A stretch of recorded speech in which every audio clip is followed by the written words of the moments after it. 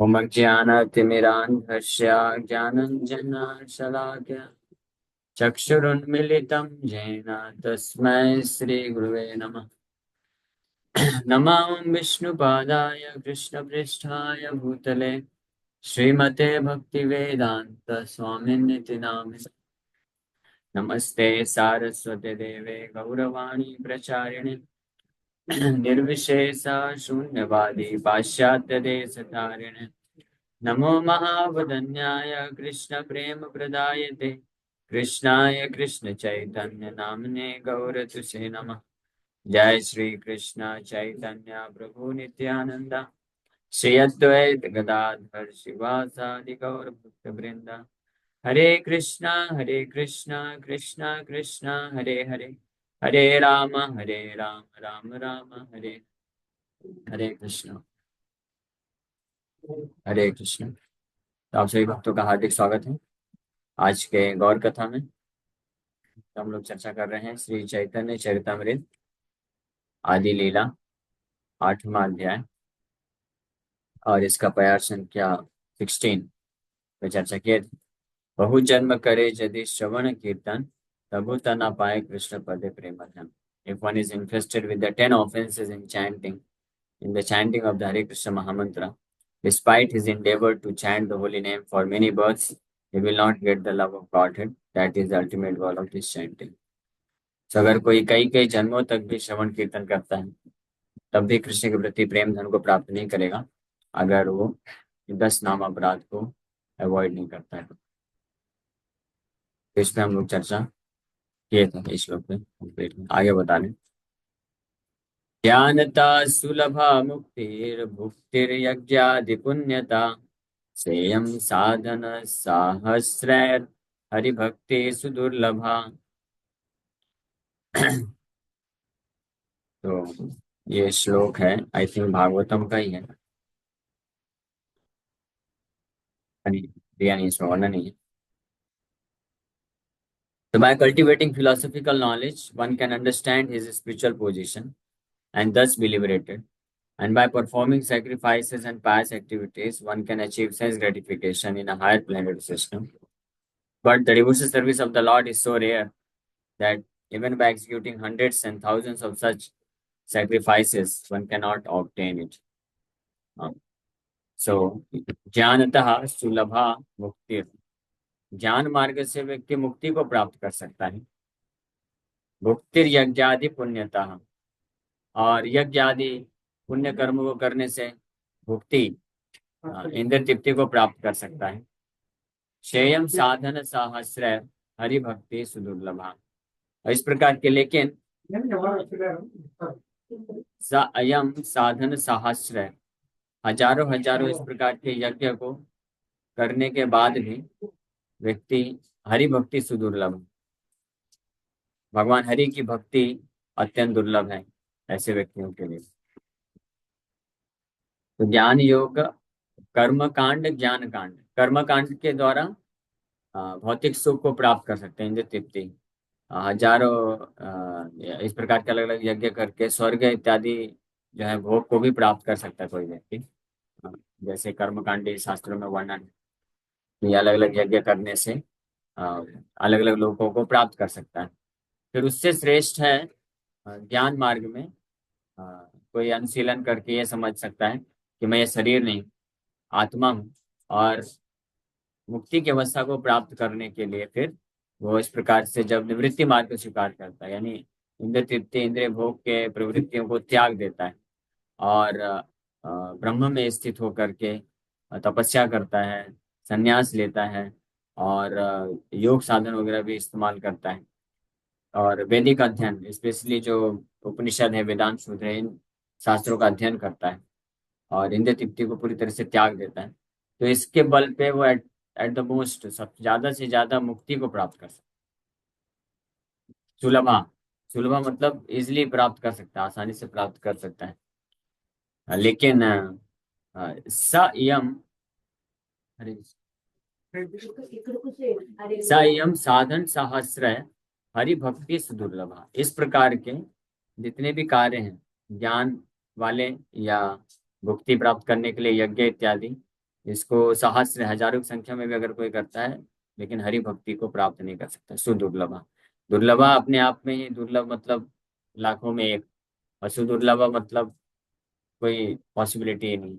इसी को श्री चैतन्य महाप्रभु सनातन शिक्षा में वर्णन किए कि कोटि कर्मी मध्य एक ज्ञानी श्रेष्ठ। कोटि कर्मी मध्य एक ज्ञानी श्रेष्ठ। चैतन्य चैतन्य मध्य लीला 19:148, इसका वर्णन करते हैं महाप्रभु सनातन गोस्वामी को शिक्षा देते वक्त, रूप गोस्वामी को शिक्षा देते वक्त ये करते हैं। कोटि ज्ञानी मध्य धर्माचारी मध्य बहुत कर्मनिष्ठ, कोटि कर्मनिष्ठ मध्य एक ज्ञानी श्रेष्ठ। Among the followers of Vedic knowledge, most are following the process of fruitive activities. उसके भी पहले बहुत विस्तार से महाप्रभु वर्णन करते हैं और अच्छे से काम नहीं करता। वेद निष्ठ मध्य तार मध्य मनुष्य जाति अति अल्पतर, तार मध्य स्थावर जंगम द्वि भेद, बालाग्र शतभागस्य। जीवात्मा का क्या, ये सब श्री चैतन्य महाप्रभु कोट कर रहे हैं उपनिषद से, श्वेताश्वतर उपनिषद से, कि जीवात्मा का क्या स्थिति है, कितना महत्वहीन है। अगर अपने बाल के अग्रभाग का 10,000 हिस्सा करें तो उसका एक हिस्सा हमारा क्या है, हमारा साइज है। यानी सरल भाषा में, मुंबई की भाषा में बोले तो औकात, हमारी औकात उतनी है। लेकिन लोग अपने आप को मानते हैं बहुत बड़ा बड़ा है। ये महाप्रभु बताए कि अगर इतना छोटा सा जीवात्मा है, सूक्ष्माणाम अप्यहम जीवा, भगवान भगवान बड़े से बड़े हैं, greater than the greatest and smaller than the smallest. तो बड़े से बड़े, अणोर अहिनाम महतो महियाम, तो बड़े से बड़े में कौन है, भगवान महाविष्णु के रूप में आते हैं। वैसे तो ब्रह्मांड को सबसे बड़ा माना जाता है। ब्रह्मांड आकाश पूरा व्याप्त है, असीमित है, उसका कोई मेजर नहीं कर सकता है, सबसे बड़ा है। तो भगवान बोलते हैं जो सबसे बड़ा चीज है उससे भी मैं बड़ा हूँ। तो महाविष्णु के रूप में रहते हैं, तो उन्हीं के महाविष्णु के शरीर के एक एक छिद्र से एक एक ब्रह्मांड प्रकट होता है। तो उस रूप में भगवान महतो महियाम, ग्रेटर देन द ग्रेटेस्ट, और स्मॉलर देन द स्मॉलेस्ट भी है भगवान। छोटे, सबसे छोटे से भी छोटे बनते हैं। तो उसके एग्जाम्पल में कौन आता है पता है, हम लोग।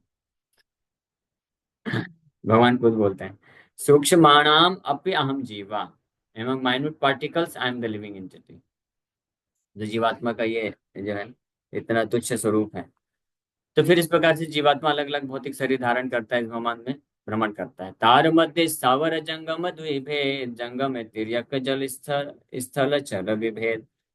तो the unlimited living entities can be divided into two divisions. जो असंख्य प्रकार की जीवात्माएं हैं उनको दो प्रकार से विभाजित किया जा सकता है। एक प्रकार के जीवात्माएं होते हैं जो ऐसा शरीर प्राप्त करते हैं जो चल फिर चल सकते हैं, और दूसरे जो चल फिर नहीं सकते हैं। जो चल फिर सकते हैं वो श्रेष्ठ माने जाते हैं स्थावर से। स्थावर मतलब जो एक जगह स्थित रहते हैं, पेड़ पौधे ये सब एक जगह स्थिर रहते हैं। और चलने वाले जो हैं चर जीवों में आते हैं, पशु पक्षी ये सब आते हैं। तो जो पशु पक्षी जो चल सकते हैं उनको श्रेष्ठ माना जाता है। फिर ऐसे बहुत सारे पशु पक्षियों में से जो चलने वाले जीव जंतु होते हैं, तार मध्य मनुष्य जाति अति अल्पतर, तार मध्य म्लेच्छ पुलिंद बौद्ध सबर। तो ऐसे चलने फिरने वाले जो जीव जंतु हैं उसमें से जो मनुष्य जाति है, मनुष्य जीवन जिसको प्राप्त कर होता है, वह अति अल्पतर है। मतलब संख्या में बहुत बहुत ज्यादा क्या है, कम है। अति अल्पतर, अल्पतर का मतलब ही होता है बहुत कम, 1/8%। अल्पतर मतलब 1/8% हो गया, 1-2%। और अति अल्पतर मतलब 0.00001%। ये है मनुष्य जाति का सौभाग्य। और उन मनुष्य जातियों में से देखते जाइएगा ना कैसे फिल्टर करते हुए आ रहे हैं। उन मनुष्य जातियों में से तार मध्य मिलेच्छ पुलिंद बौद्ध सबर, उन मनुष्य जातियों में बहुत सारे लोग इस कैटेगरी में आते हैं, मिलेच्छ, पुलिंद, बुद्ध, सबर, ये सब पिछड़े जाति में आते हैं। पिछड़ा जाति मतलब किसी के पीछे, नाम के पीछे जो लिखा है उसको पिछड़ा जाति नहीं बोलते हैं। पिछड़ा जाति मतलब उसके कर्म कैसे हैं। जो मिलेच्छ लोग होते हैं, जो ये सब वैदिक सिस्टम स्वच्छता पालन नहीं करते हैं, मांसाहार वगैरह करते हैं, ये सब पुलिंद। बौद्ध, बौद्ध मतलब जो नास्तिक होते हैं, भगवान को नहीं मानते हैं। और सबर, सबर जाति होते हैं जो जंगल वगैरह में रहते हैं, उस तरह से। तो वो अनकल्चर्ड की कैटेगरी में डाला जाता है। फिर उसमें श्रेष्ठ कौन है? वेद निष्ठ मध्य अर्धेक वेद मुख्य माने, वेद निषिद्ध पाप करे धर्म नहीं गणे। Human being those who are followers of the Vedic principles are considered civilised. इन मनुष्यों में जो कि वैदिक सिद्धांतों का पालन करते हैं उनको सभ्य माना जाता है। और ऐसे सभ्य लोगों में, ऐसे सभ्य जो वैदिक प्रिंसिपल को फॉलो करते हैं, उसमें से आधे तो केवल पाप कर्म करने में लगे रहते हैं। यानी धर्म का वगैरह पालन करेंगे, वैदिक प्रिंसिपल मानेंगे, लेकिन पाप कर्म में लगते हैं। और ज्यादातर लोग जो रेगुलेटिव प्रिंसिपल्स हैं, सिद्धांत हैं, नियम कानून, उसको पालन नहीं करते। हरे कृष्ण। हरे कृष्ण। हरे कृष्ण। वैदिक सिद्धांत का पालन नहीं करते हैं। सिद्धांत वैदिक जो रूल्स रेगुलेशन, विधि विधान, उसको पालन करने में इंटरेस्ट नहीं लेते हैं। फिर इसमें से जो कुछ होते हैं धर्माचारी, उसमें से ज्यादातर लोग धर्माचारी मध्य बहुत कर्मनिष्ठ, कोटि कर्मनिष्ठ मध्य एक ज्ञानी श्रेष्ठ। यानी धर्माचारी मतलब जो धर्म का आचरण करने वाले लोग होते हैं, जो रूल्स रेगुलेशन फॉलो करते हैं, उसमें से ज्यादातर लोग कर्मनिष्ठ होते हैं, यानी कर्म कांड पालन करते हैं, पाप नहीं करते हैं, पुण्य तरीके से रहते हैं, लेकिन इंद्रिय भोग में भौतिक सुख को प्राप्त करने की इच्छा रखते हैं। और ऐसे कोटि कर्मनिष्ठ मध्य एक ज्ञानी श्रेष्ठ है। ऐसे करोड़ों करोड़ों जो कर्मनिष्ठ लोग होते हैं, उसमें से एक एक ज्ञानी जो होता है वो श्रेष्ठ होता है। करोड़ों कोटि कर्मनिष्ठ, एक ज्ञानी श्रेष्ठ। ज्ञानी मतलब one who has knowledge that I am not this body, such a person is very very rare, श्रेष्ठ है। ठीक है, फिर आगे देखिए।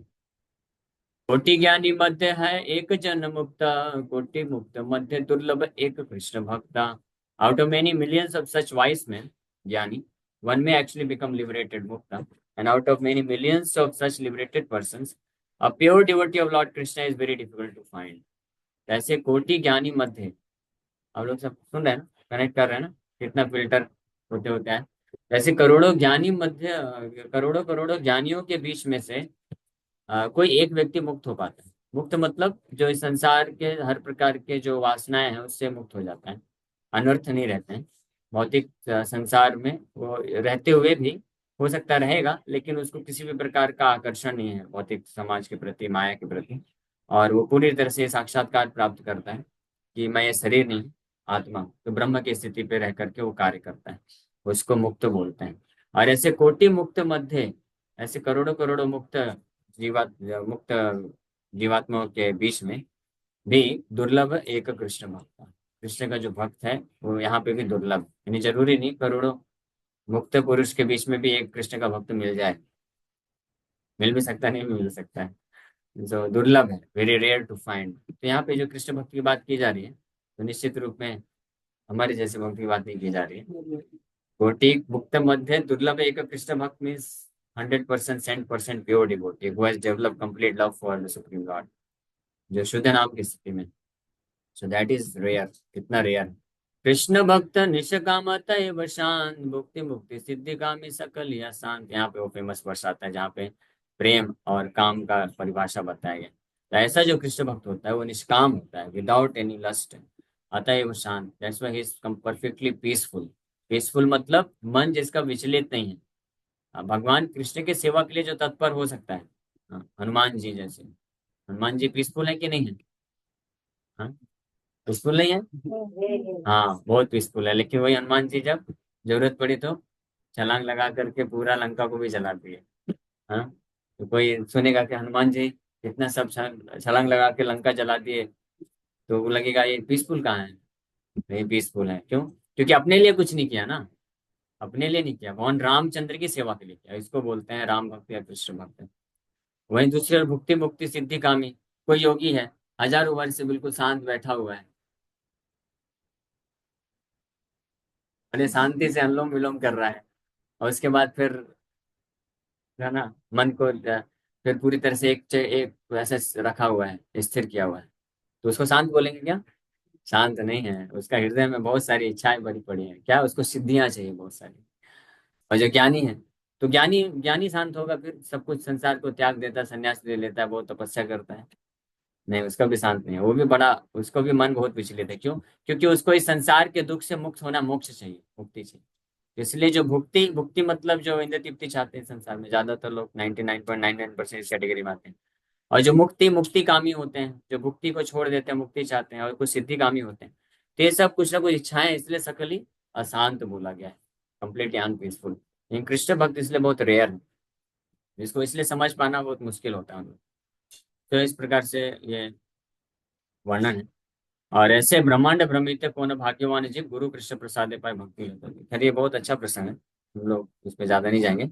ये मध्य लीला में 19 चैप्टर है। जिन भक्त को इंटरेस्ट है चैतन्य महाप्रभु किस प्रकार से रूप गोस्वामी की शिक्षा दिए, तो आप लोग पढ़ सकते हैं, इसको पढ़ लीजिए। चैतन्य चरितमृत मध्य लीला 19वां अध्याय। हमारी गाड़ी तो स्लो चल रही है, यहाँ तक पहुँचते पहुँचते 8-10 साल लग जाएंगे शायद। एनीवे, हम लोग वापस से आते हैं। तो यहाँ पे ये वर्णन किया जा रहा है, ज्ञानता सुलभा मुक्तिर भुक्तिर यज्ञादि पुण्यता सेयम साधन सहस्र हरि भक्ति सुदुर्लभा। भगवान हरि की भक्ति इतनी सुदुर्लभ है, वो प्राप्त हो ही नहीं सकती। कर्म करके भी, और ज्ञान करके भी, और योग ध्यान करके भी दुर्लभ है। यहाँ तक कि ये तीन जो चीजें हैं ये करके तो दुर्लभ ही है, सुदुर्लभ है। हरि भक्ति करके भी हरि भक्ति दुर्लभ है।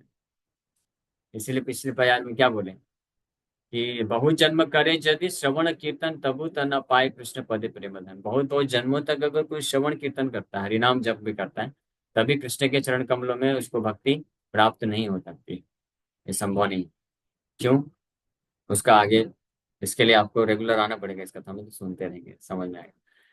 खैर, तात्पर्य में वर्णन कर रहे हैं। इसको तो हम लोग कई बार वर्णन कर चुके हैं। प्रहलाद महाराज इंस्ट्रक्ट्स, मतिर्न कृष्णे परतो स्वतो वा मिथो अभिपद्येत ग्रहावृतानाम् अदान्त गोभिर्विशताम तमिश्रम पुनः पुनः शर्वित चर्वणानाम।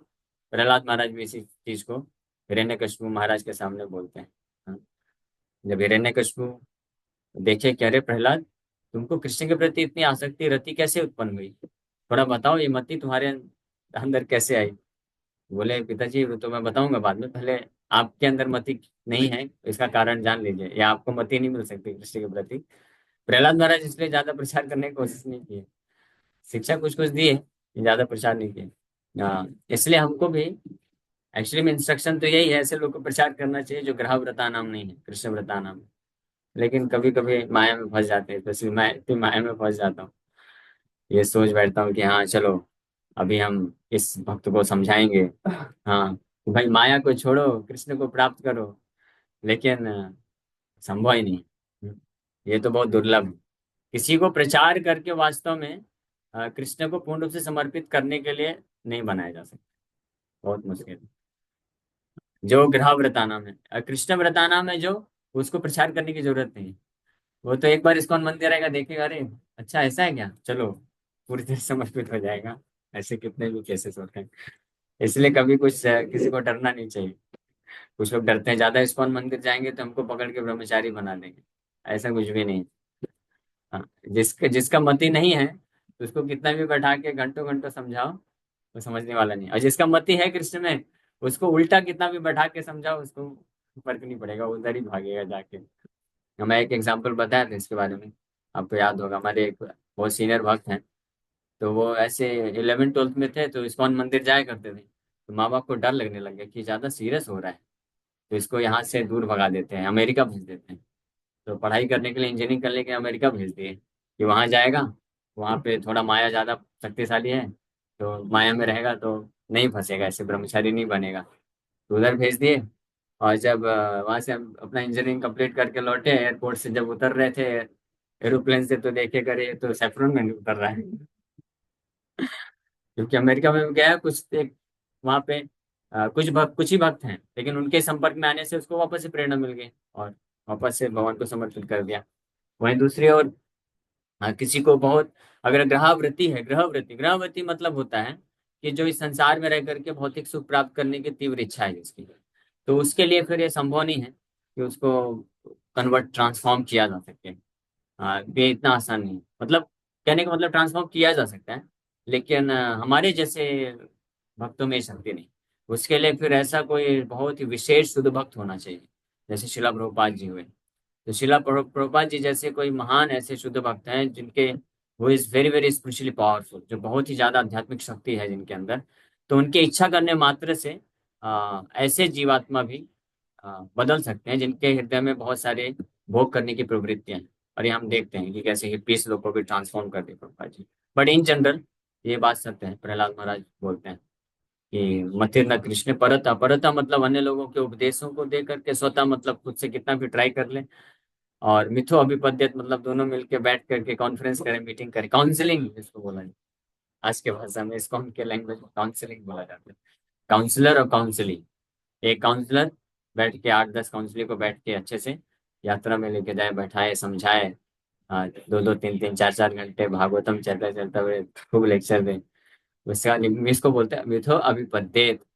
इसका भी कोई फायदा नहीं होता है, ग्रह व्रताना। इसलिए ज्यादातर जो बुद्धिमान भक्त होते हैं वो अपना समय व्यर्थ नहीं गवाते हैं। वो अपना भजन करते हैं अच्छे से बैठ के, हरे कृष्णा। और कोई आया कि हाँ प्रभु जी मुझे कृष्ण की भक्ति प्राप्त करना है, आप बताइए, तब उसको प्रचार करते हैं थोड़ा। बोलते हैं अच्छा ऐसा है क्या, ठीक है देखो भागवतम खोलो, ये श्लोक पढ़ो। हाँ इसमें लिखा हुआ है कृष्ण के चरण कमलों में त्यक्त्वा स्वधर्मम चरणाम्बुजम हरे भजन अपक्वो अथ पतो ततो यति। बताते हैं, श्लोक पढ़ लो। भगवान के चरण, मुकुंद के चरण कमलों में आश्रय ले लो। मुकुंद भगवान पूरा गारंटी दिए हैं, हाँ, कि आप मेरे चरण कमलों में आश्रय लोगे, अगर आप माया में गिर भी जाओगे कभी किसी कारणवश, मैं आपको सुरक्षा प्रदान करूंगा। तो फिर ऐसा भक्त कभी विचलित नहीं होता। अच्छा ठीक है ऐसा बोल रहे हैं कृष्ण, ठीक है मैं पूरी तरह से, फिर वो माला पकड़ लेगा, वो भी बैठ के जप करेगा साथ में, हरे कृष्ण कृष्ण कृष्ण हरे हरे हरे राम। तो दोनों बैठ के अच्छे से जप कर सकते हैं साथ में। और अगर नहीं है मति किसी का, तो उसको श्रद्धा नहीं आएगी, कितना भी समझाते रहो समझेगा नहीं, घूम फिर के वहीं आ जाएगा। ऐसे कैसे होगा प्रभु जी, माला जप करने से हो जाएगा क्या सच में? अरे भले आप कर तो करो तो सही, ध्यान पूर्वक नाम जप तो करो, समय तो दो, श्रद्धा पूर्वक तो हो जाएगा। लेकिन एनीवे, तो ग्रह व्रताना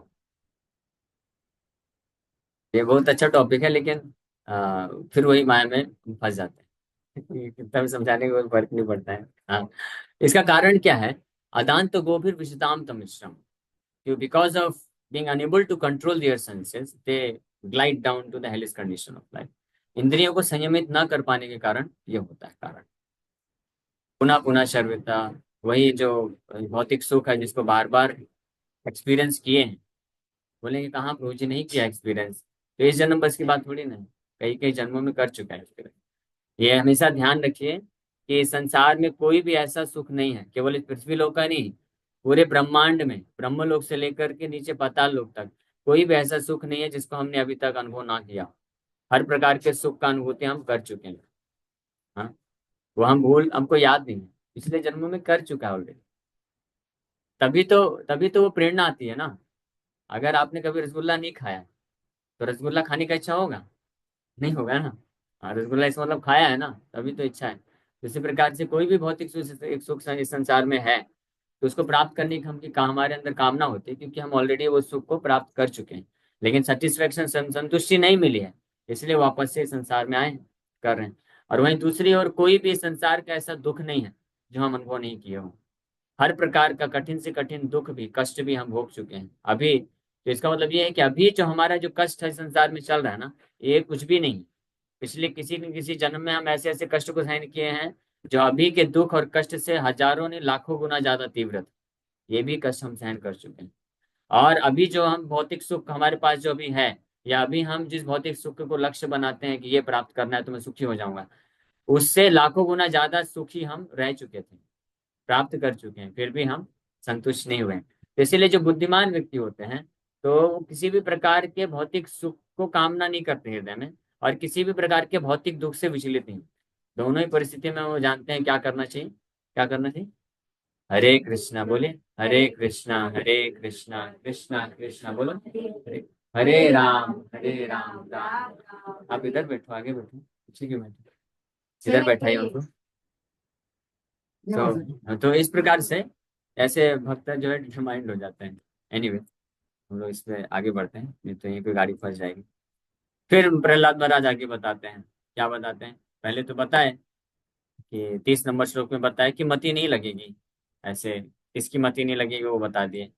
और फिर उसके बाद नते विदु स्वार्थ गति में विष्णु, अपना वो स्वार्थ गति को जानते ही नहीं है, और केवल बहिरर्थ दुराश है, बहिरर्थ माने ना, केवल बाहर के इंद्रिय तृप्ति को प्राप्त करने के लिए अंधे की जैसे भागते रहते हैं। तो फिर इनका उद्धार कैसे होगा? इनको वो गति कैसे प्राप्त होगी? कैसे कृष्ण के प्रति मति कैसे मिलेगी? तो फिर उसका सोल्यूशन बताते हैं। मैं शाम मतिस्तावतुरुक्रमांग्रिम स्पर्शत्यनर्थापगमो यदर्था महीयशां पादरजोभिषेकम् निष्किंचनानां न वृणीत यावत्। Unless they smear upon their bodies the dust of the lotus feet of a Vaishnava, completely freed from material contamination. Persons very much inclined toward materialistic life cannot be attached to the lotus feet of the Lord. Cannot be attached. हो ही नहीं सकते, संभावना ही नहीं, कोई option ही नहीं है, ऐसा बोल रहे हैं। अनलेस, जब तक क्या ना करें, अपने पूरे चेतना को, पूरे शरीर को किसी पूर्ण रूप से विशुद्ध शुद्ध भक्त के चरण कमलों का धूल अगर अपने शरीर में जब तक नहीं लगाते हैं, अपनी चेतना में नहीं डालते हैं, तब तक इस प्रकार के जो ग्रहव्रता नाम व्यक्ति हैं, वो ये भगवान कृष्ण के प्रति चरण कमल, कृष्ण के चरण कमल के प्रति जो है आसक्ति या रति विकसित नहीं हो सकती। Only by becoming Krishna conscious and taking shelter at the lotus feet of the Lord, in this way can one become freed from material content. और यही तरीका है फिर उसी से भौतिक आसक्ति से या जो अनर्थ है उससे व्यक्ति मुक्त हो सकता है। तो ये सोल्यूशन भी बताते हैं, तो सोल्यूशन भी है। तो this shlokas are to be discussed, Prabhupada ji लिख रहे हैं, हमने डिस्कस कर लिया वैसे। प्रभुपाद जी लिख रहे हैं this shlokas are to be discussed. देखिए प्रभुपाद जी आदेश दे रहे हैं इन श्लोकों के ऊपर चर्चा करना चाहिए, तो इसलिए अभी समय हो गया तो यहीं पे विराम करते हैं। मैं तो सोचा था इस वर्कआउट को कंप्लीट कर देता हूँ, लेकिन प्रभुपाद जी का आदेश है तो इस पे हम कल फिर से चर्चा करेंगे। हरे कृष्णा, हरे कृष्णा, कृष्णा कृष्णा हरे हरे, हरे राम, राम राम हरे। यस, किसी भक्त का कोई प्रश्न है क्या? पूछ सकते हैं।